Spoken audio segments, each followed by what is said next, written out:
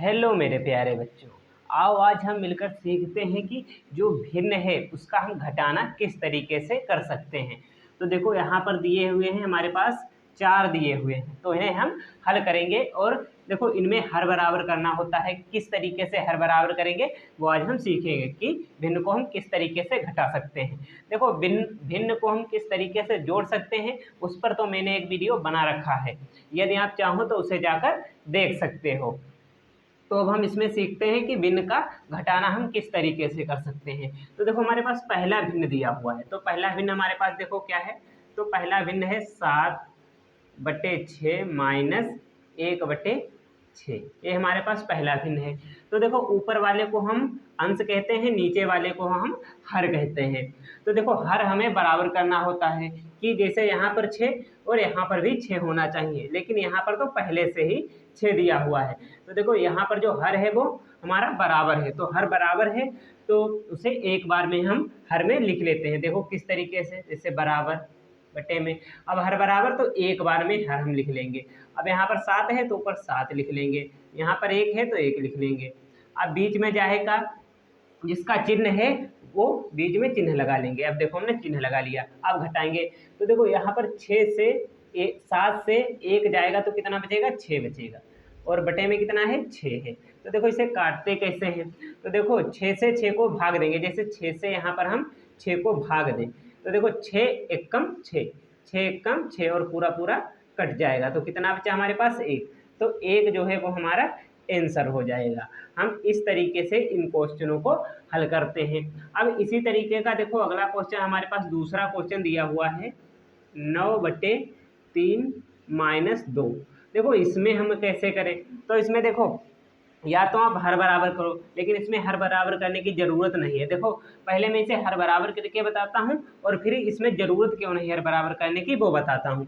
तो देखो यहाँ पर 2 लिखा तो किसी भी संख्या के बटे में 1 होता है, किसी भी संख्या के बटे में 1 होता है। तो यहाँ पर इतना हो गया। अब यहाँ पर देखो 3 है, यहाँ पर 1 है, तो यदि हम यहाँ पर 3 से गुणा कर दें, किससे गुणा कर दें, 3 से गुणा कर दें, तो यहाँ पर हर बराबर हो जाएंगे। यदि हमने हर में गुणा किया है तो अंश में भी करेंगे ताकि भिन्न पर कोई असर ना पड़े।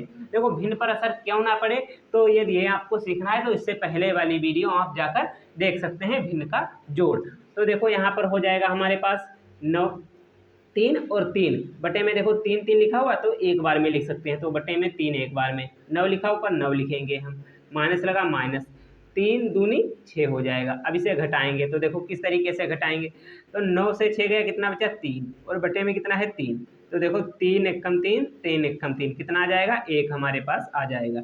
और बटे में 1 है, वो लिखो या ना लिखो। अब देखो इसे हम बिना हर बराबर किए लगा सकते हैं। देखो किस तरीके से लगाएंगे, जैसे 9/3 हमारे पास दिया हुआ है, माइनस 2 दिया हुआ है। तो देखो इसमें हम कुछ कर सकते हैं, इसे हम काट पीट सकते हैं। तो यहाँ पर देखो 9 से 3 से हमें 9 को भाग देना है, चाहे आप इस तरीके से भाग दे लो, 3/9।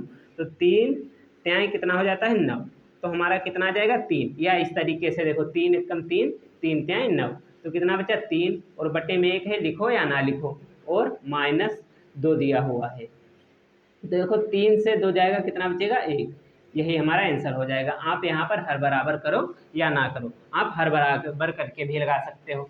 अब यहाँ पर देखो हमारे पास क्वेश्चन दिया हुआ है 6/2 माइनस 1/2 माइनस 4/3। इसमें देखो 3 दिए हुए हैं, तो इसे किस तरीके से हल करेंगे। तो देखो अभी हम इसे हल करना सीखते हैं।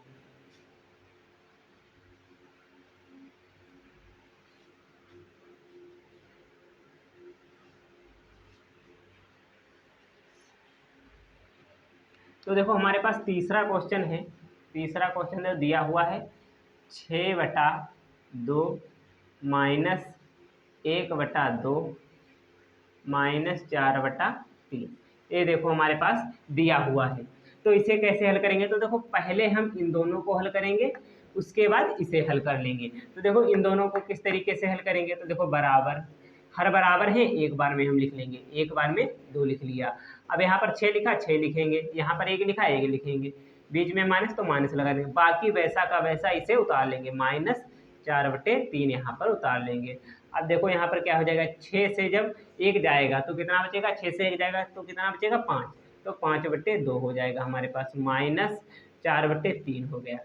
अब देखो यहाँ पर हमें हर बराबर करने पड़ेंगे, यहाँ पर हमें हर बराबर करने होंगे। तो किस तरीके से हर बराबर होंगे, तो देखो इसकी हम क्रॉस मल्टीप्लाई करके हम हर बराबर कर सकते हैं। जैसे देखो इससे इसकी गुणा हो जाएगी, इससे इसकी गुणा हो जाएगी, इससे इसकी गुणा हो जाएगी। देखो कैसे होगी, 5 और 3 की गुणा, 5 तिहाई कितना हो जाएगा, 15 हो जाएगा। बीच में माइनस तो माइनस लगेगा। अब यहाँ पर देखो 4 दूनी कितना होता है 8, 4 दूनी 8 हो जाएगा। अब यहाँ पर बटे में देखो 3 दूनी 6 या 2 तिहाई 6, तो 6 हो जाएगा। अब इसे हम घटाएंगे तो देखो यहाँ पर 15 से हमें कितना घटाना है, 15 से घटाना है 8 को। तो 15 से जब 8 घटाएंगे तो हमारे पास कितना बचेगा, 7 बचेगा। आप घटा सकते हैं, 7/6 यही हमारा आंसर हो जाएगा। या इसे हम एक और तरीके से लिख सकते हैं, जैसे 6 से यदि हम भाग दें किसको, 7 को, 6 से भाग दें 7 को, तो देखो 6 एकम 6 हो जाएगा हमारे पास। और यहाँ पर 6 लिखेंगे, घटाएंगे तो 7 से जब 6 जाएगा कितना बचेगा, 1 बचेगा।